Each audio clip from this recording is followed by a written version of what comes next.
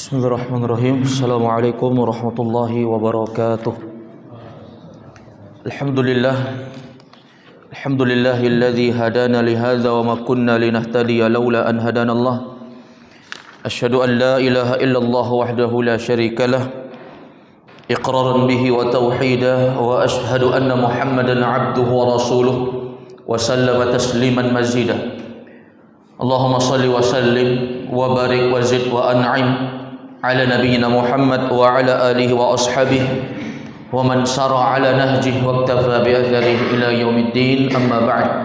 Alhamdulillah, puji syukur kehadirat Allah Subhanahu wa taala yang telah mengumpulkan kita semuanya di tempat ini kembali mengkaji kajian rutin kita, melanjutkan pembahasan kitab Al-Mulakhas Al-Fiqhi, ringkasan fikih dari kitab yang dikarang oleh Fadilatul Syekh Shalih bin Fauzan bin Abdillah Al-Fauzan hafizahullah.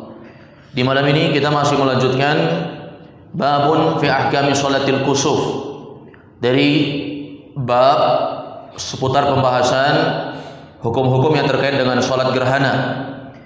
Terakhir kita telah menjelaskan terkait dengan masalah tariqah atau sifah sholatil kusuf, tata cara pelaksanaan sholat gerhana.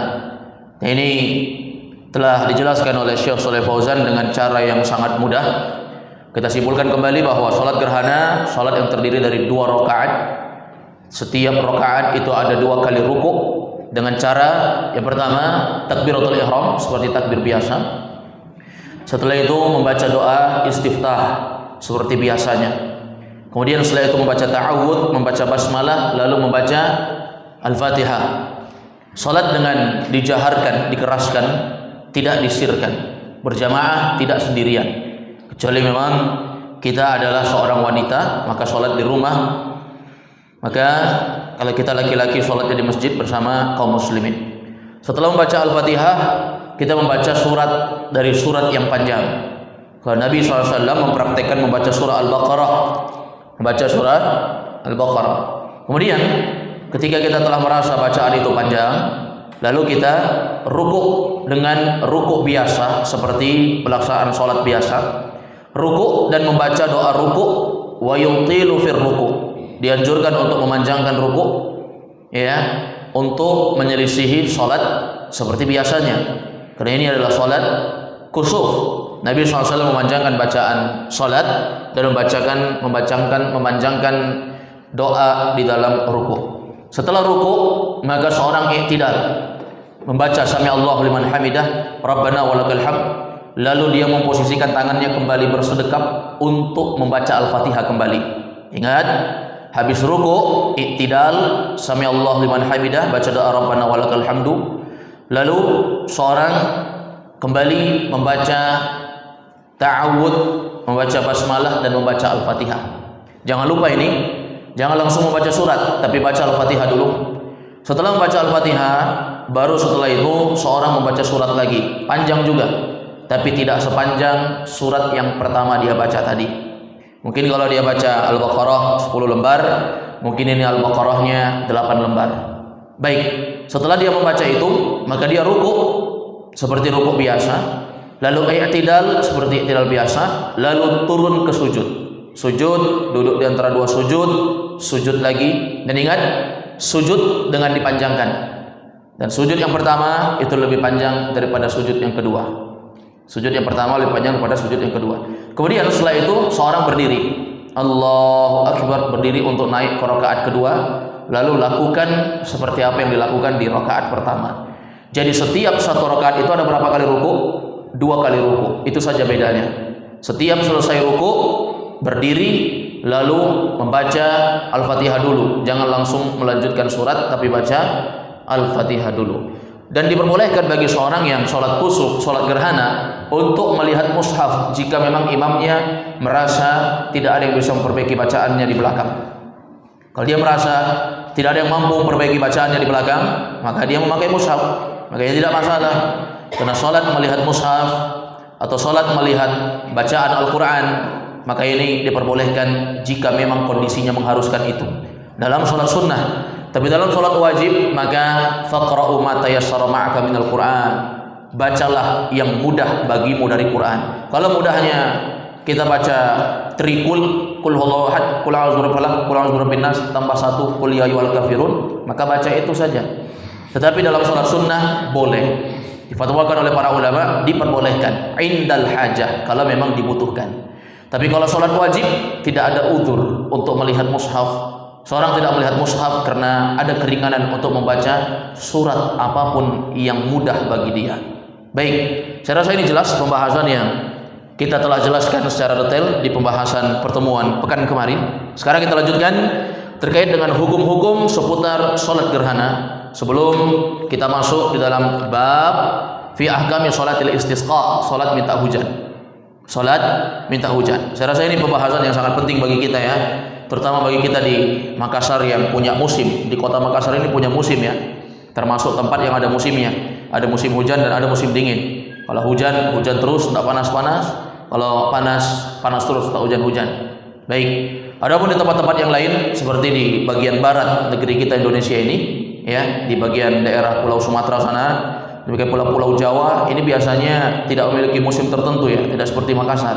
Makassar punya musim tertentu. Biasanya musim hujan kalau sudah memasuki bulan yang di akhirnya ada ber, September, Oktober, November, Desember, ini musim hujan biasanya ya, walaupun kadang menyelisihi juga. Tapi sisanya itu kemungkinan musim panas. Ya, bisa jadi musim hujan itu sampai Januari, Februari sampai April biasanya ya. Tapi setelah itu biasanya panas. Tapi di tempat-tempat lain ya, seperti di Sumatera Utara itu tidak ada musimnya, tidak ada musim. Pokoknya kalau panas siang, malam hujan. Malam tidak hujan, siangnya hujan. Dan terus-menerus seperti itu. Tidak memiliki musim tertentu. Sama halnya dengan negeri Saudi Arabia ya. Negeri Saudi Arabia itu juga sama, ada musimnya dia. Kalau musim dingin ya, maka akan dingin sekali, bahkan sampai menurunkan salju. Kemudian biasanya tidak salju ya, tapi hujan es. Tidak sampai derajat salju kecuali daerah Saudi Arabia yang daerahnya memang ya sangat dingin. Daerah yang sangat dingin, daerah pegunungan. Baik. Kemudian ada musim panas. Kalau musim panas ini panas sekali. Kalau sekarang ini bulan apa ini? November. Ini awal musim dingin di Saudi Arabia ini. Ya, peralihan antara musim dingin ke musim panas ke musim dingin. Ini puncaknya nanti di bulan 1 Januari, itu musim sangat dingin sekali. Baik. Sisanya maka panas, ya. Nanti akan ada syariat salat istisqa. Ini penting, minta hujan. Di Indonesia ada beberapa waktu yang dimana pemerintah memerintahkan kepada masyarakat untuk salat istisqa. Dan salat minta hujan ini atas dasar perintah penguasa. Perintah penguasa. Ketika penguasa tidak memerintahkan, maka kita tidak mengamalkan. Dan salat istisqa beda dengan salat kusuf. Salat kusuf dilakukan di masjid, salat istisqa dilakukan di lapangan. Seperti salat Aid. Baik, Nabi SAW melakukan salat minta hujan, salat istisqa di kota Madinah. Pertama kali beliau lakukan di Masjid Ghamamah. Di daerah Masjid Nabawi itu ada di sampingnya Masjid Ghamamah. Baik, Masjid Ghamamah itu artinya ghamam itu artinya awan hitam. Saat Nabi SAW salat istisqa di situ, maka awan hitam berkumpul di atas dan akhirnya turunlah hujan. Baik, ini dulu tidak ada di zaman Nabi ya. Masjid Ghamamah itu dulu tidak ada, hanya untuk mengabadikan bahwa pertama kali Nabi SAW sholat minta hujan di situ, maka dibuatlah masjid. Tapi masjidnya tidak dipakai sholat dan tidak ada keutamaan untuk sholat di masjid itu. Itu hanya tanda saja ya. Biasanya masyarakat Arab menandakan sebuah tempat yang bersejarah itu dengan membuat masjid, tapi tidak dipakai, hanya sebagai tanda saja. Dan banyak ya masjid-masjid yang demikian keadaannya. Demikian pula ada Masjid Umar bin Khattab di daerah kota Madinah. Demikian pula ada Masjid Ali bin Abi Thalib di samping Masjid Ghamamah, tepat di samping Masjid Nabawi juga. Ini ada beberapa masjid yang memang dibangun tidak dipakai sholat, tapi semua kaum muslimin sholat di Masjid Nabawi, karena telah berlalu kepada kita hadis yang menjelaskan bahwa pahala yang terbaik di mana seorang sholat 5 waktu di tempat di mana keumuman manusia berkumpul. Jadi semakin banyak jamaahnya, semakin banyak pahalanya seorang sholat. Ya, dan ini telah kita bahas di pembahasan-pembahasan yang telah berlalu terkait dengan masalah pembahasan sholat dan kaifiat tariqah sholat serta keutamaan di dalam permasalahan sholat. Baik, Adapun salat kusuf, kata beliau, hadhihi sifatu salatil kusuf. Demikianlah kami telah jelaskan kepada Anda terkait dengan masalah kaifiyat tata cara salat gerhana. Kama fa'alaha Rasulullah sallallahu alaihi wasallam, sebagaimana yang telah dilakukan oleh Nabi sallallahu alaihi wasallam. Jadi yang beliau ajarkan kepada kita itulah kaifiyat yang diajarkan Nabi, dan salat itu memang harus mencontoh ajaran Nabi. Tidak boleh untuk membuat dan menambah ajaran sendiri. Walaupun kita anggap ajaran itu baik, tapi syariat telah menetapkan bahwa terkait dengan masalah salat, kaifiyat dan bacaan itu jenisnya tauqifiyah. Tauqifiyah itu artinya apa? Naqif ala ma qala Rasulullah SAW, ala ma qala Allah. Seorang salat, maka salat itu tauqifiyah. Tauqifiyah itu artinya apa yang diucapkan oleh Allah, apa yang diajarkan oleh Rasulullah, maka kita lakukan seperti itu. Maka dalam salat tidak boleh menambah-nambah dengan tambahan-tambahan, walaupun itu hanya doa. Walaupun itu hanya doa. Baik, tapi adapun di luar salat maka tidak masalah kita menambah. Seperti misalnya mengucapkan sholawat, Allahumma sholli ala Muhammad. Apa yang diajarkan Nabi, itu yang kita amalkan. Nabi mengajarkan ketika tahiyat ada salawat, Allahumma sholli ala Muhammad. Setelah syahadat, salawat. Pertama tahiyat, at-tahiyatu lillahi wa salawat wa thayyibat. Assalamu alayka ayuhan nabiyyu wa rahmatullahi wa barakatuh. Assalamu alayna wa ala ibadillahi shalihin. Setelah itu syahadat, asyhadu an la ilaha illallah wa asyhadu anna Muhammadan abduhu wa rasuluh. Ini namanya apa? Syahadat. Lalu salawat, ada anjuran untuk salawat. Allahumma sholli ala Muhammad. Kita enggak boleh menambahkan lafaz sayyidina di dalam salat. Karena Nabi SAW tidak pernah menambah lafaz sayyidina. Dan ingat, bacaan dan gerakan salat sekali lagi itu adalah tauqifiyah. Tauqifiyah itu artinya naqif ala ma qala Allah wa qala rasuluhu. Apa yang diucapkan Allah dan Rasulnya, itu yang kita lakukan. Tapi kalau di luar salat, bebas. Mau mengucapkan Nabi Muhammad dengan nama sayyidina, Allahumma sholli ala sayyidina, tidak apa-apa. Karena itu di luar salat. Bacaannya tidak bacaan yang diajarkan Nabi dalam salat. Tapi dalam sholat maka kita tidak lakukan. Tidak lakukan. Nah, ini termasuk kesalahan dari kesalahan-kesalahan orang yang sholat. Mereka menambahkan lafaz-lafaz yang sebenarnya tidak ditambahkan. Timbul pertanyaan kepada kita, kan yang ditambah itu hanya sayyidina. Sayyidina itu kan baik. Sayyidina itu artinya junjungan kami. Kalau sebut Muhammad, Allahumma sholli ala Muhammad, Muhammad langsung sebut Muhammad, kan nggak sopan. Harus pakai sayyidina. Kita nama kita Muhammad, dipanggil orang langsung, "Woi Muhammad." Kan enggak enak rasa kita. Pada dipanggil Daeng Muhammad, kan senang. Ya kan, dihormati, dituakan. Maka ada sebagian orang yang memiliki perspektif demikian. Dia mainkan perasaannya, bukan mainkan dalil. Beragama ini enggak boleh dengan perasaan. Tetap kita pasang perasaan kita. Tetapi ketika perasaan kita itu bertentangan dengan dalil, buang perasaan kita itu. Enggak bisa beragama dengan perasaan. Ada yang mengatakan tambah aja sayyidina. Kalau langsung Allahumma sholli ala Muhammad sebut Muhammad, kan nggak sopan. Kita harus pakai sayyidina, menghormati Nabi. Tapi kenapa hanya kalian tambah dalam sholat? Kenapa kalau adzan asyhadu an la ilaha illallah, waktu adzan asyhadu anna Muhammadan, kenapa nggak tambah? Kenapa nggak asyhadu anna Muhammadan sayyidana Rasulullah? Kenapa nggak? Kenapa nggak tambah sayyidina atau sayyidana tatkala adzan? Kenapa hanya dalam sholat? Ini kan lucu, ya kan? Baik, oleh karena itu kita tidak menambah. Bukan karena kita tidak hormat sama Nabi, justru itulah bentuk hormat kita. Nabi ajarkan begitu, kita lakukan seperti itu. Nabi tidak ajarkan, kita tidak lakukan. Itu justru bentuk hormatnya kita sama Nabi, ikut amalan Nabi. Tapi kalau tidak dicontohkan, tidak. Tapi kalau di luar sholat, maka tidak apa-apa. Seperti khutbah Jumat. Khutbah Jumat ini kadang ada juga orang yang menganggap ini kalau khotibnya pakai sayyidina orang NU, nggak pakai sayyidina Muhammadiyah, ya kan? Nah, ini keliru juga menetapkan Muhammadiyah atau NU hanya dari masalah sayyidina, ini keliru.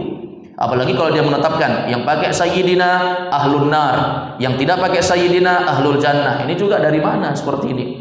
Ya, surga neraka itu perkara gaib. Seorang tidak bisa menilai. Sebaik-baik amal seseorang belum tentu dia masuk surga, dan seburuk-buruk amal orang belum tentu dia masuk neraka. Belum tentu dia masuk neraka. Maka yang seperti ini tidak masalah kalau itu di luar sholat. Seperti khutbah Jumat nanti ada sholawat. Nah, sebagian mazhab seperti mazhab Syafi'i memasukkan bahwa ini adalah perkara yang harus dilakukan, yaitu sholawat kepada Nabi. Sholawat kepada Nabi. Allahumma sholli ala Muhammad wa ala ali Muhammad dengan salawat Ibrahimiyah ya tentunya, bukan salawat yang lain.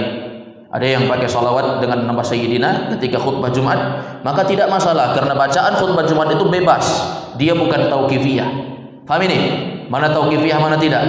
Bacaan salat 5 waktu, demikian pula gerakan-gerakannya itu semua tauqifiyah. Shallu kama raaitumuni usolli, salatlah sebagaimana kalian melihat aku salat. Apa yang tidak kalian lihat aku salat, maka jangan kalian lakukan. Kata beliau, inilah yang dilakukan oleh Nabi dalam salat gerhana. Wa kama ruwiya dzalika anhu min turuq, dan sebagaimana yang telah diriwayatkan dari beliau dari jalan-jalan yang sangat banyak. Jadi hadis terkait dengan kaifiyat salat kusuf atau salat gerhana ini bukan hanya dari satu sahabat, tapi dari banyak jalan. Ba'duha fi sahihain, sebagian dari jalan-jalan yang banyak itu tertera dalam Sahih Bukhari, Sahih Muslim. Minha ma ruwiyat ma rawat Aisyah radhiyallahu anha. Di antaranya adalah apa yang diriwayatkan oleh Aisyah radhiyallahu anha. Aisyah ceritakan ya, inilah luar biasanya Aisyah. Aisyah ini bukan hanya sekedar istri, tapi beliau juga pelajar dalam menuntut ilmu. Beliau ini belajar menuntut ilmu. Ya, ini adalah dalil bahwa kewajiban belajar itu bukan hanya bagi para lelaki. Kalau Nabi SAW mengatakan talabul ilmi faridatun ala kulli muslim, menuntut ilmu itu kewajiban bagi setiap muslim, kan Nabi bilang hanya muslim, muslimah tidak. Maka kita katakan pada asalnya kewajiban yang diwajibkan kepada muslim, maka itu juga berlaku untuk wanita. Demikian pula firman Allah dalam Al-Qur'an, ya ayyuhalladzina amanu kutiba alaikumusiyam. Ini di sini apa maksudnya? Allah mengatakan, wahai orang beriman, puasa telah diwajibkan kepada kalian untuk apa? Berpuasa. Puasa apa yang dimaksud di sini? Puasa apa? Ramadan. Tidak ada ulama tafsir yang menafsirkan itu puasa lain. Itu adalah puasa Ramadan. Allah katakan apa? Ya ayyuhalladzina amanu, wahai orang beriman. Artinya apa? Apakah kewajiban puasa hanya untuk orang beriman, untuk mukminat tidak? Jawabannya kan apa yang berlaku bagi laki-laki pada asalnya berlaku bagi perempuan. Jadi kalau menuntut ilmu wajib bagi laki-laki, maka perempuan. Ini sanggahan pertama. Sanggahan kedua, laki-laki yang Nabi SAW katakan sempurna akal saja diwajibkan belajar agama. Apalagi wanita yang mengatakan, Nabi katakan naqisatu aklin wa dinin, kurang akal dan kurang agamanya. Baik, maka ini adalah perkara yang merupakan kewajiban. Maka Aisyah ini belajar agama. Dan kalau kita lihat dari sahabat-sahabat Nabi SAW, ada orang-orang yang banyak meriwayatkan hadis Nabi, mendengar hadis Nabi, lalu dia hafal, dia sebarkan kepada seluruh manusia sampai hadis kepada kita. Dan ada juga dari kalangan para wanita. Dan di kalangan para wanita, sahabiyah yang banyak beriwayatkan hadis Nabi itu adalah Aisyah. Ini mesti dihafal 7 orang yang terkenal, yang paling banyak menghafal hadis Nabi SAW, dirangkum dalam 2 bait syair oleh Imam Suyuti rahimahullah. Kata beliau, wal mukfiruna fi riwayatil asar Abu Hurairah yalihi bin Umar wa Anasun wal habru kal khudri wa Jabirun wa zaujatun Nabi. Baik, ini kalau kita hafal syairnya aja 2 baris, ini akan mudah kita menghafal 7 orang nama sahabiah dan sahabat dan sahabiah Nabi yang banyak meriwayatkan hadis. Yang pertama, Abu Hurairah. Abu Hurairah ini orang pertama. Baik, beliau disebut dengan Abu Hurairah, bukan nama lengkapnya. Nama lengkapnya adalah Abdurrahman bin Sakhr ad-Dausi. Julukan Abu Hurairah itu Nabi yang berikan. Hurairah itu artinya kucing kecil, karena beliau ini suka memelihara kucing kecil, memperhatikan, membersihkan, menjaga, memberi makan, memberi minum, sehingga beliau dijuluki Nabi Abu Hurairah, artinya bapaknya kucing kecil. Dia ini seakan-akan seperti bapaknya kucing karena suka menyelamatkan kucing-kucing yang kecil. Baik, adapun namanya Abdurrahman bin Sakhr ad-Dausi, 1. Yang kedua Abdullah bin Umar. Abdullah bin Umar anaknya Umar bin Khattab. Bapaknya bukan ahli hadis, tapi anaknya ahli hadis. Nah, ini biasa ya. Kalau kita bertanya, kok bapaknya tidak banyak hafalan hadisnya, kok anaknya banyak? Ya sama kayak kita. Kita luan hidup daripada anak kita. Tanya hafalan kita, cuma juz 30, itu pun tidak lancar. Anak kita 30 juz. Ya wajar, karena berapa? Karena mereka ini fokus untuk belajar ilmu agama. Sementara kita terpecah pikirannya untuk memikirkan kehidupan, mencari maisha. Demikian pula kita selingi dengan belajar agama juga untuk tidak melupakan akhirat dan seterusnya. Baik, yang kedua Abdullah bin Umar, yang terkenal nih. Masih anak kecil tapi hafalannya luar biasa. Yang ketiga Anas bin Malik. Anas bin Malik ini pembantu Nabi. Dia hidup di rumah Nabi dari umur 10 tahun sampai 20 tahun, mengabdikan nyawanya, jiwanya, raganya untuk membantu Nabi. 10 tahun jadi pembantu jamaah. 20 tahun umurnya dia keluar dari rumah Nabi karena sudah dewasa. Dia tidak tinggal lagi di rumah Nabi. Kalau dulu semua diikuti. Sampai Nabi mau BAB saja dia antarkan airnya. Itu menunjukkan kedekatan sehingga dia mendapatkan predikat hafal hadis banyak. Yang keempat adalah Abdullah bin Abbas. Abdullah bin Abbas ini adalah anaknya paman Nabi. Al-Abbas itu paman Nabi, punya anak namanya Abdullah. Abdullah ini dari kecil belajar sama Nabi sehingga dia menjadi ahli tafsir Quran. Ya, maka Nabi mendoakan dia, Allahumma 'allimhu, Allahumma faqihhu fid din wa 'allimhu ta'wil. Ya Allah, jadikanlah dia menjadi orang yang paling paham tentang agama dan paling paham tentang ilmu menafsirkan Al-Quran. Luar biasa. Baik, kalau tadi Anas bin Malik didoakan juga sama Nabi, Allahumma barik fi malihi wa ahlihi. Ya Allah, berkatilah dia dengan hartanya sehingga Anas ketika tumbuh dewasa jadi orang yang kaya raya luar biasa. Kemudian anaknya banyak sekali.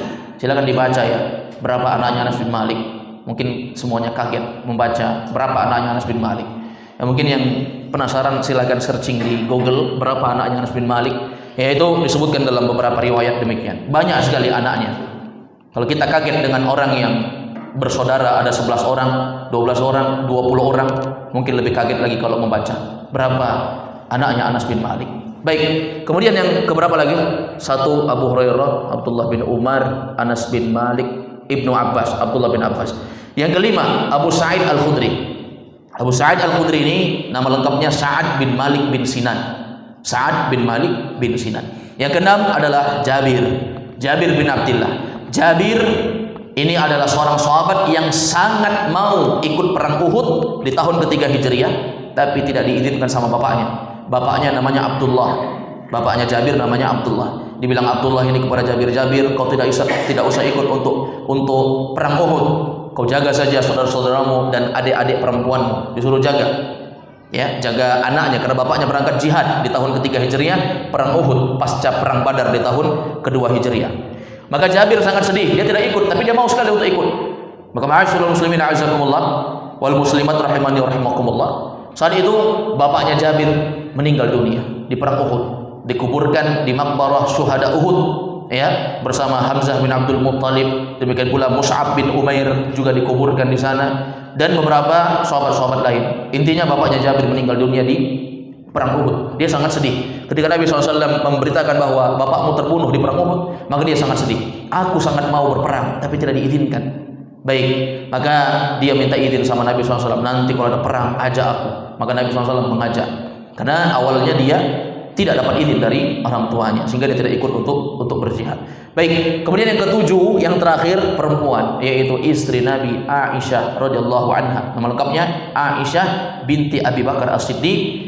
Ya, zaujatun Nabi, dijuluki dengan zaujatun Nabi, istrinya Nabi SAW. Dan ini 7 sahabat dan sahabiyah yang paling banyak menghafal dan meriwayatkan hadis Nabi, dan ini sering sekali kita ulangi di masjid ini. Ya, dan jangan sampai kita tidak hafal itu ya. Nama timnas Indonesia sebutkan 1 sampai 11, dia tahu. Nama sahabat Nabi paling banyak meriwayatkan hadis enggak tahu. Nanti ada lagi syair yang menyebutkan 10 sahabat Nabi yang dijamin masuk surga. Nah, ini juga nanti harus dihafal. Baik, berikutnya ma'asyiral muslimin a'azzakumullah. Aisyah menceritakan, kata Aisyah, inna syamsa khusifat ala ahdi Rasulillah. Dulu di zaman Nabi pernah terjadi gerhana. Fakharaja Rasulullah SAW, lalu Nabi keluar. Faqama wa qabbara wa saffan nasu wara'ahu. Nabi keluar ke masjid, lalu Nabi SAW takbir, lalu Nabi SAW keluar. Maksudnya keluar ke Ghamamah ya, ke daerah Ghamamah itu. Dulu itu tanah kosong aja, tidak ada masjidnya, tanah kosong ya, tanah kosong. Nabi SAW berdiri di situ, beliau takbir, beliau bertakbir, dan manusia pun mengikuti di belakangnya bersaf-saf, menunjukkan sholat gerhana ini sholat yang dilakukan berjamaah. Nah, orang itu mereka semua ini datang melihat Nabi SAW. Nabi ketakutan. Nabi SAW memerintahkan sahabat untuk bersiap-siap untuk apa? Untuk sholat. Dan ingat, masjid Nabi itu tidak pernah kosong. Masjid Nabawi itu tidak pernah kosong. Masjid Nabi SAW itu selalu ada orangnya, dan ada orang-orang yang tidak punya tempat tinggal, sehingga Nabi SAW memberikan izin untuk mereka tinggal di situ. Dan mereka ini disebut dengan Ahlus Suffah. Ahlus Suffah ini orang yang tidak punya tempat tinggal ya. Dan mereka menghidupkan masjid untuk berzikir, sholat, mengaji, menghafal Quran, belajar agama, dan seterusnya. Baik, melihat Nabi keluar, mereka keluar dan mengatur shaf di belakang Nabi. Lalu takbir Nabi SAW, mereka ikuti.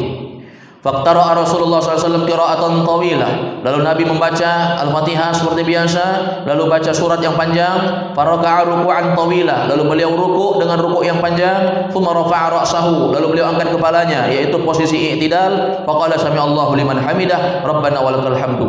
Itu yang beliau baca saat i'tidal. Tsumma qama faqtara'a qira'atan tawilatan. Kemudian Nabi berdiri lagi, lalu membaca surat Al-Fatihah, lalu baca surat yang panjang. Hiya adna minal qira'atil ula, tapi lebih pendek dibandingkan bacaan pada saat pertama tadi.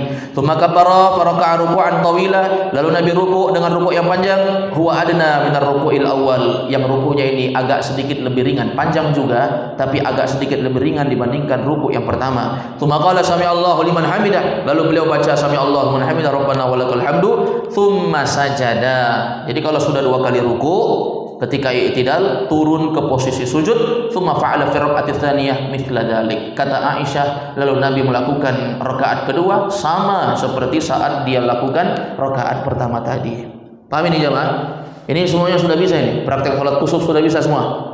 Harusnya sudah bisa ya. Kemarin kita sudah jelaskan dan sudah ada yang praktekkan juga ikhwah kita 3 orang. Baik, hatta istakmala 4 raka'atin. Yang akhwat belum paham mungkin nanti belajar sama suaminya. Suaminya pasti paling paham ini karena sudah dipraktekkan di depan. Tsumma hatta istakmala 4 raka'at wa 4 sajadat. Kemudian sempurnalah total rakaatnya, itu maksudnya total ruku. Rakaat itu artinya ruku ya. Total ruku 4 rakaat dengan total 4 kali ruku, 2 rakaat tapi 4 ruku, wa 4 sajadat, 4 sujud. Sujud kenapa 4? Sujud 4 memang 4. Salat subuh sujudnya berapa? Hah? 2. Rakaatnya 2, sujudnya berapa? 4 ya. Rukunya berapa? Salat subuh rukunya berapa? 2. Rukunya berapa? 2. Yang membedakan salat kusuf dengan salat subuh itu hanya rukunya saja. Rakaatnya sama 2, sujudnya sama 4. Tapi salat subuh sujudnya rukunya itu hanya 2. Salat kusuf, salat gerhana rukunya 4. Ya. Baik. Kemudian ma'asyiral muslimin a'azzakumullah, wanjalatis syamsu qabla ayyansarif. Lalu matahari itu hilang ya sebelum mereka berpaling. Artinya apa?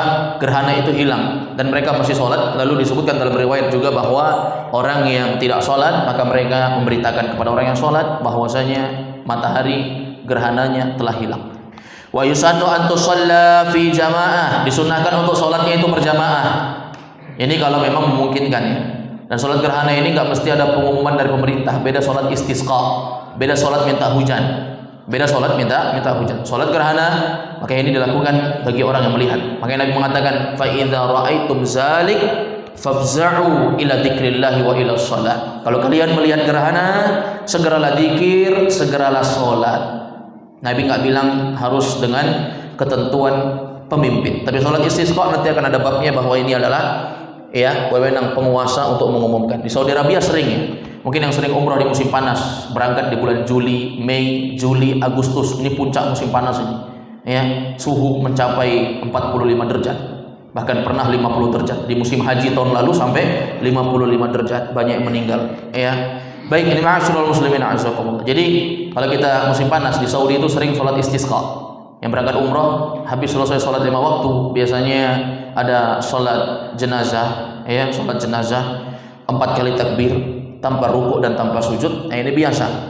Tapi baca-baca juga informasi, biasanya kalau kita itu umrah dengan travel yang sesuai dengan sunnah, maka mutawif pembimbing umrahnya akan mengumumkan kepada jamaah umrah yang dia bawa bahwa akan ada sholat kusuf. Ya, walaupun ini hanya pribadi-pribadi pembimbing umroh ya, tidak semuanya juga. Kadang ada pembimbing umroh yang ketinggalan info juga. Makanya harus selalu mengecek informasi yang ada di Haramain, di 2 Masjidil Haram, Mekah dan Madinah. Siapa yang jadi khatib di Masjid Madinah, siapa yang jadi khatib di Masjid Mekah, kita harus tahu dan kita informasikan ke jamaah supaya jamaah itu bersemangat. Oh, ini yang khatib syekh ini, ya kan? Apalagi luar biasa zaman sekarang sudah ada ustadz-ustadz yang diamanahkan untuk menerjemahkan, ya, ustadz-ustadz di Indonesia ini yang kerjasama dengan pemerintah Saudi Arabia untuk menerjemahkan melalui radio. Makanya orang umroh itu biasanya mereka memakai headset untuk bahasanya itu jadi bahasa Indonesia yang dia dengar, padahal yang keluar itu bahasa Arab, tapi kalau dia mendengarkan dari radio itu langsung jadi bahasa Indonesia. Jadi diperbolehkan hal-hal yang seperti ini. Kembali kepada tujuan sholat Jumat, kita mendengar ucapan khotib, kita dengar saja melamun, nggak tahu apa dibilang, kan ini sia-sia. Maka gunakan hal-hal yang bisa membantu kita untuk mengerti apa yang diterjemahkan. Biasanya juga diinformasikan bahwa sholat kusuf, ini sering sekali, sholat gerhana ya, sholat istisqa, sholat minta hujan, ini biasanya diinformasikan juga oleh pemerintah Saudi Arabia, akan diadakan sholat istisqa minta hujan oleh penguasa pemerintah, bukan imam yang berkuasa, bukan imam, tapi pemerintah di sini dalam artian presiden, ya, presiden, supaya lebih jelas siapa pemerintahnya itu, apakah lurah juga termasuk pemerintah, bukan, tapi yang dimaksud adalah presiden. Baik, ma'asyiral muslimin wal muslimat a'azakumullah. Baik, kemudian berikutnya dianjurkan bagi kita untuk sholatnya itu berjamaah ya, li fi'lin Nabi SAW, karena Nabi melakukan secara berjamaah. Wa yajuzu an tusalla furada kasairin nawafil. Boleh juga untuk sholat dengan sendiri sebagaimana sholat sunnah yang lain sendiri-sendiri, boleh. Seperti sholat duha sendiri. Karena memang sholat duha nggak pernah dicontohkan Nabi untuk berjamaah ya, tapi ini kan dicontohkan Nabi untuk berjamaah. Maka berjamaah lakana afdal, itu lebih afdal, lebih baik tentu saja. Lakinna fi'laha jama'atan afdal. Syekh mengatakan tentu saja jika dilakukan dengan berjamaah maka ini tentu lebih afdal, lebih mulia.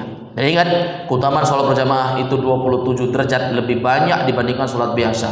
Sholatul jama'ati khairun min sholatil fadhi bi 27 darajatan. Kata Nabi SAW, sholat yang dilakukan dengan cara berjamaah itu lebih baik dan lebih mulia di sisi Allah dibandingkan sholat sendiri. Perbandingannya itu sebanyak 27 derajat. Kalau kita dapat pahala 100, maka ini ada tambahan lagi 27. Baik, ini yang dapat kita bahas. Masih dalam permasalahan sholat kusuf, masih agak sedikit panjang pembahasan. Tidak cukup waktu untuk kita lanjutkan. Semoga yang kita dengarkan ini bermanfaat. Yang tersisa dari pembahasan sholat kusuf ini nanti akan ada dibahas terkait dengan apa-apa saja yang dianjurkan bagi seorang imam ketika dia selesai berceramah sholat kusuf, apa yang dia perintahkan untuk manusia. Kemudian batasan terakhir sholat kusuf itu sampai kapan. Kemudian ada fatwa dari Syekhul Islam Ibnu Taimiyah terkait dengan masalah-masalah sholat kusuf. Ini insyaallah kita lanjutkan di pertemuan berikutnya. Baik, sampai di sini pada jamaah yang bertanya, masih ada berapa menit waktu sebelum Isya, kami persilakan.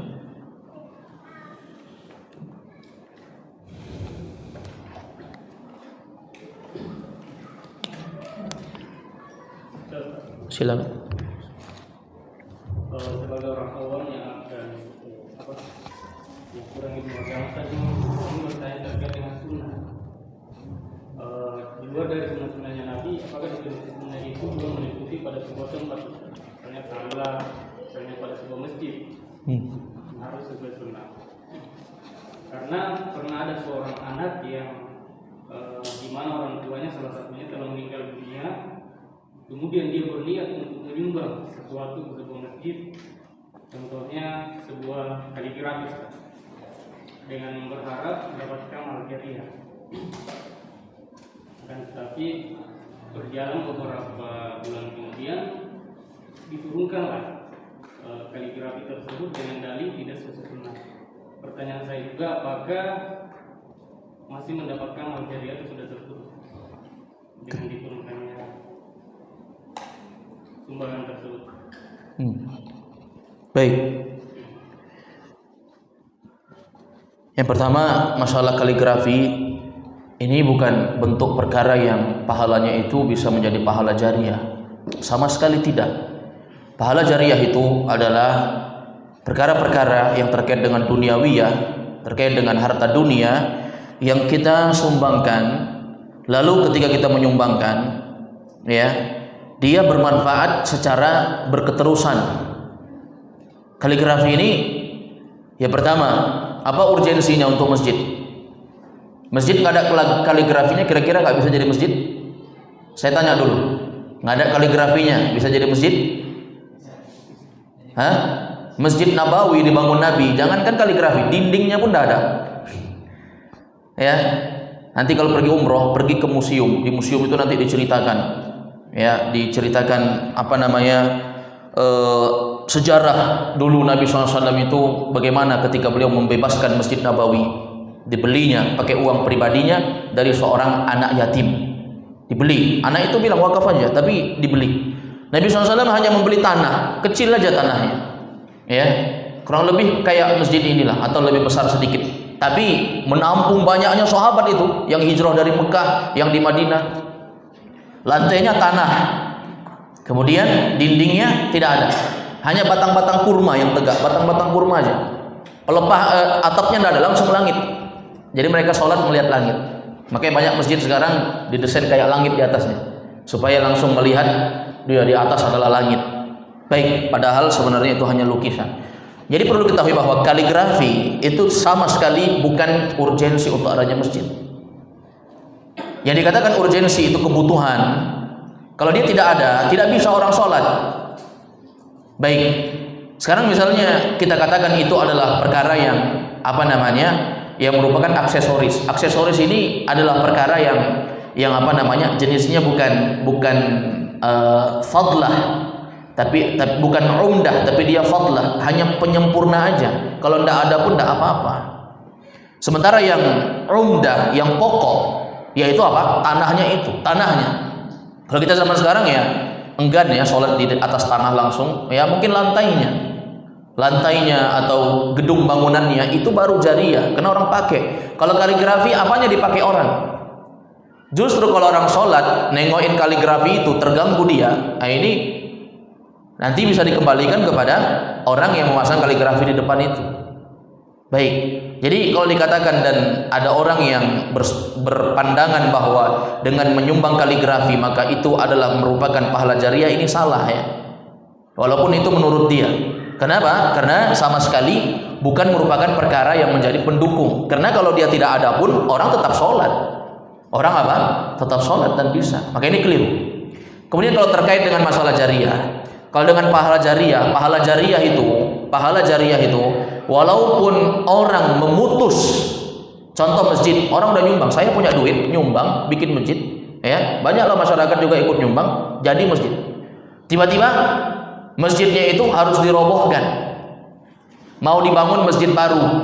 Dulu saya nyumbang waktu pengadaan pelafon, saya nyumbang bikin pelafon katanya, saya nyumbang.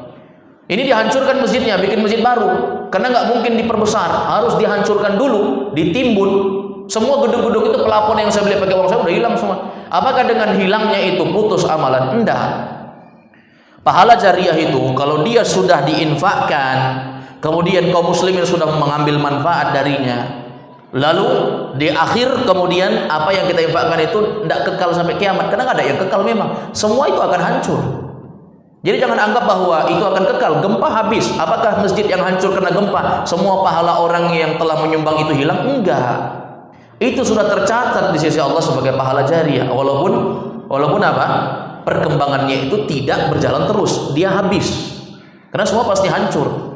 Bagaimana kejadian 2004 di Aceh? Semua hancur. Masjid yang tersisa hanya satu, selain itu hancur semua. Apakah hilang pahala jariah orang? Berarti yang meninggal dapat pahala jariah, tapi waktu masjid hancur semua putus, kan tidak seperti itu. Jadi jenisnya tetap dapat pahala jariah sampai kapan? Sampai apa yang Allah kehendaki. Nah tentu saja itu adalah perkara yang merupakan kehendak Allah Azza wa Jalla. Allah terima sebagai pahala, itu juga kehendak Allah. Allah tidak terima, itu kehendak Allah. Allah lanjutkan pahalanya terus, lahum ajrun ghairu mamnun, pahala tanpa batas, itu juga kehendak Allah Azza wa Jalla. Baik, jadi kalau memang itu benar adalah jenis dari sedekah jariah bermanfaat bagi kaum muslimin, maka itu adalah pahala jariah. Tapi menurut sudut pandang saya pribadi, kaligrafi itu bukan jenis sedekah jariah. Kalau kita sedekah jariah bikin untuk membebaskan tanah pembangunan masjid, itu sedekah jariah. Atau misalnya pengadaan dinding masjid, sedekah jariah. Atau mau tegel masjid, sedekah jariah. Adapun kaligrafi, saya rasa ini bukan merupakan umdah dalam pembangunan masjid, maka tidak bisa dikatakan dia adalah sedekah jariah. Wallahu a'lam bishawab. Silakan, ada lagi? Silakan. Salat gerhana. Gerhana.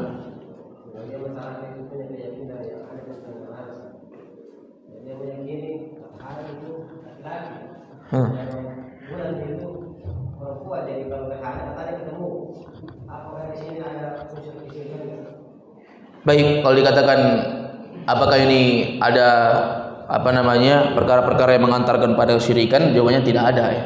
Itu hanya keyakinan batil. Keyakinan batil itu ada yang dibangun di atas ikut-ikutan, ada yang dibangun di atas kejahilan, ya, dan dongeng-dongeng khurafat yang menyebar tentu saja. Tapi tidak ada kaitannya dengan kesyirikan, ya. Kesyirikan itu berkaitan dengan as-sarful ibadah, sarful ibadati li ghairillah, itu baru syirik. Memalingkan ibadah kepada selain Allah, syirik. Kalau dia mau menamakan matahari itu laki-laki, bulan perempuan, itu nggak ada masalah. Saya rasa nggak ada masalah itu, karena bukan jenis kesyirikan. Hanya itu pemahaman yang dibangun di atas kejahilan, ya, karena tidak ada sumbernya tentu saja. Seorang berucap itu harus memiliki sumber, ada referensinya, dan hati-hati berucap dengan sesuatu yang tidak pernah diucapkan oleh ulama, ya. Makanya Imam Malik sangat keras ini. Imam Malik mengatakan iyyaka an tatakallama fil masalah wa laysa laka imam. Hati-hati kamu berbicara tentang agama sementara belum pernah ada satupun imam yang berbicara seperti apa yang kita ucapkan hari ini. Jadi hati-hati. Makanya kita ucapkan itu semuanya apa yang sudah diucapkan oleh ulama zaman dahulu. Jangan pernah mengucapkan sesuatu yang baru, karena yang ada saja sudah banyak sekali. Ya, agama ini sudah sempurna. Dia tidak tambah sempurna dengan tambahan dari kita, tidak. Agama itu sudah sempurna. Enggak ditambah pun dia sudah sempurna. Mau kita tambah dengan tambahan dari kita, kalau itu menyelisih dalil, itu justru jadi cacat, bukan jadi sempurna. Baik, jadi kalau dikatakan dia mengantar kepada kesyirikan, jawabannya tentu jauh. Apalagi kalau dikatakan dia sebagai kesyirikan, tentu tidak, ya. Ini hanya perspektif pandangan yang salah dari sebagian masyarakat. Kecuali kalau dia katakan bahwa adanya gerhana, adanya bulan, maka adanya gerhana matahari, gerhana bulan, maka ini tandanya Tuhan akan jadi dua, ya, atau ini tanda-tanda matahari ini mau jadi Tuhan. Ini baru bisa mengantar kepada kesyirikan. Tapi kalau hanya mengatakan demikian, ini tidak termasuk dari kesyirikan. Hanya khurafat. Khurafat itu dongeng artinya. Khurafat dongeng.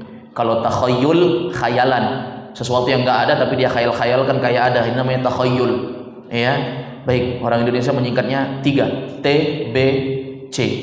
TBC. Takhayyul, B-nya bid'ah, C-nya itu khurafat, maksudnya khurafat. Nah, kalau dibilang TBK kan lucu. Nah, ini mau disamakan TBC, penyakit yang mematikan ini. Dia mau disamakan dengan penyakit TBC yang minum obatnya satu plastik, ya. Baik, wallahu a'lam bishawab. Udah lagi? Iya, silakan. Kalau dijelaskan ulang terkait tentang tadi yang ada satu yang terlewatkan yang tatayur. Tentang tatayur. Tatayur. Kadang apakah benar di tatayur yang mengatakan kadang ada suara burung yang dia dengarkan dan ada bertanda sesuatu kematian. Kalau dengar suara burung ada suara pertanda kematian, misalnya ada tanda kesialan. Baik, kembali kepada definisi, ya. Tatayur itu sudah ada sejak di zaman dahulu. Bahkan masyarakat jahiliyah itu mereka punya pandangan masing-masing dan berbeda-beda. Setiap kaum punya pandangan berbeda-beda. Intinya tatayur itu adalah menganggap sial sesuatu tertentu. Apakah warna tertentu? Jangan pilih warna merah, sial gitu. Angka-angka tertentu, jangan nikahkan anak tak tanggal 13, sial itu. Kemudian tempat-tempat tertentu, jangan datangi ini, sial itu. Itulah kamu, gara-gara kamu pergi ke sana, dia marah sama istrinya, gara-gara kamu pergi sana, sial kita. Ini motor mogok, gara-gara apa? Kita pergi ke sana, sial itu tempat memang. Warna, tempat, angka, demikian pula semuanya, waktu-waktu, jenis-jenis apa, semuanya. Ini banyak menyebar di masyarakatnya. Termasuk suara-suara tertentu. Kalau dengar suara tokek tengah malam, berarti ada bayi yang lahir besok subuh. Nah, ini masih mending, ya. Kalau dengar suara burung hantu malam ini, jangan keluar. Pasti ada yang celaka. Ini keyakinan dibangun di pemahaman-pemahaman masyarakat yang sangat minim dengan ilmu agama. Tentu saja ini kita katakan minim ilmu agama. Dan tentu saja keyakinan batil ini hanya dibangun di atas khurafat, yaitu dongeng-dongeng dari orang tua. Jangan jual garam malam-malam, sial. Makanya orang masak kalau sudah malam istrinya masak udah tidak ada rasanya itu, tidak ada garamnya. Pergi ke toko apa semua orang bilang tidak ada jual, padahal satu karung garamnya. Dia bilang tidak ada jual. Demikian pula pisau. Akhirnya istrinya masak bawangnya bulat-bulat, tidak ada pisau. Bagaimana bulat-bulat bawangnya? Tidak ada pisau. Nggak mau jual pisau malam-malam. Ya kan, dimarah sama istri, marah dengan suami. Itulah bapak, kenapa tidak beli dari tadi? Ini sudah malam, orang tidak menjual semua. Baik, ini pemahaman yang banyak menyebar masyarakat. Ini bukan mengantar kepada dosa, tapi mengantar kepada syirik. Hati-hati. Tatayyur ini mengantar kepada syirik, bukan mengantar kepada dosa. Kenapa? Karena berarti dia mengkaitkan yang bukan sebab, dia anggap sebagai sebab. Sebenarnya kalau kita memandang bahwa kesialan itu bukan datang dari benda-benda itu. Bukan datang dari benda-benda itu. Tapi kesialan itu semuanya adalah takdir dari takdir-takdir Allah. Bukan makhluk yang menentukan. Bukan karena ini, bukan karena itu, bukan karena ini, bukan karena itu, bukan. Kalau ada yang menikah di tanggal 13, padahal sudah diingatkan, jangan menikah tanggal 13. Pemahaman kampung kita, tanggal 13 kalau menikah pasti hujan dan sedikit yang datang. Kamu kalau menikah ngundang orang, gak ada yang datang, gak boleh modal. Nah ini pemahaman dari mana yang seperti ini? Mana dalilnya? Memastikan ini seperti ini. Maka ini dia berani untuk berbicara tentang agama Allah. Ini terkait dengan masalah syirik, ya, berbahaya. Maka para ulama membuat kitab-kitab terkait dengan masalah tauhid dan masalah syirik. Mereka akan masukkan bab maja'a fit tatayyur. Orang-orang yang datang dalam masalah tatayyur, menganggap ada kesialan-kesialan, padahal semua itu Allah yang takdirkan, bukan kita. Andai kata 1001 makhluk jahat maupun baik bersepakat untuk membuat kesialan untuk kita, kalau Allah tidak takdirkan, tidak akan terjadi itu. Tidak akan terjadi. 1001 dukun bersepakat untuk menyantet seseorang, gak akan bisa kalau Allah nggak takdirkan. Kalau Allah takdirkan, jadi. Tapi kalau Allah tidak takdirkan, tidak. Karena yang berkehendak itu bukan makhluk. Yang berkehendak itu apa? Allah Azza wa Jalla menetapkan nasib syaqi, sengsara, menetapkan nasib sa'id, bahagia, sial atau bahagia, itu semua Allah yang menetapkan. Oleh karena itu apa? Kita dianjurkan untuk zikir pagi petang. Zikir pagi untuk melindungi sampai sore. Zikir sore melindungi sampai pagi. Setelah itu apa? Tawakal. Ya, kun mutawakkilan. Jadilah orang yang apa? Bertawakal. Kita tawakal, serahkan sama Allah. Kita sudah baca ini, baca itu, yakin dengan apa yang ada pada doa ini, maka serahkan semua sama Allah. Bismillah, jalan. Apapun terjadi, apa? Mau dengar suara burung hantu, mau dengar suara kuntilanak, mau dengar suara pocong, tapi nggak tahu juga bagaimana suaranya pocong, ya. Kuntilanak juga nggak tahu bagaimana suaranya. Yang jelas jalan. Intinya bangun dulu keyakinan dalam hati. Yang masalah itu kan orang takut gara-gara nggak ada keyakinan. Ustaz, saya sudah baca zikir pagi petang tapi tetap takut. Kenapa bisa? Kamu tidak tahu apa yang kamu baca dan tidak yakin dengan apa yang kamu baca. Ini saya jelaskan, ini air. Air ini sehat, nggak ada kumannya, nggak ada, bersih, steril, baru dibuka juga masih fresh, masih segel. Kamu percaya sama saya? Saya percaya. Ini air sehat. Ya udah, saya minum. Percaya. Kenapa dia minum? Kenapa dia nggak takut minum? Karena dia yakin. Sama juga ahli tauhid. Dia sudah baca doa-doa dari Nabi, dia paham artinya, yakin. Kan Nabi jelas mengatakan dalam hadis, siapa yang baca doa ini di pagi hari, Allah jaga sampai sore. Siapa yang baca sore hari, Allah jaga sampai pagi. Yakin sama itu. Apa yang kita baca? Bismillahilladzi la yadurru ma'asmihi syai'un fil ardi wala fis sama' wa huwas samiul alim. Diulangi 3 kali. Bismillahilladzi, dengan nama Allah yang aku berzikir kepadanya, aku berlindung kepadanya dari kejahatan seluruh makhluk. Kita berlindung sama Allah dari kejahatan seluruh makhluk. Wa huwas samiul alim. Di bumi maupun di langit, makhluk yang di bumi maupun di langit, dan Allah Maha mendengar lagi Maha mengetahui. Sudah yakin bahwasanya kita sudah berlindung sama Allah, Allah jaga kita. Belum lagi Nabi katakan bahwa kalau kita baca ini, Allah jaga. Udah yakin, bismillah. Apapun yang terjadi, jalan aja. Kalau memang betul-betul ada musibah, qaddarallahu wa masya'a fa'al. Allah yang sudah takdirkan itu semua. Kalau tidak terjadi, alhamdulillah. Berarti apa yang kita bangun dengan keyakinan kita benar, dan Allah menghendaki kebaikan untuk kita. Selesai. Muslim itu nggak ada rasa takut. La khaufun alaihim wa la hum yahzanun. Muslim itu nggak punya rasa takut, nggak punya rasa sedih.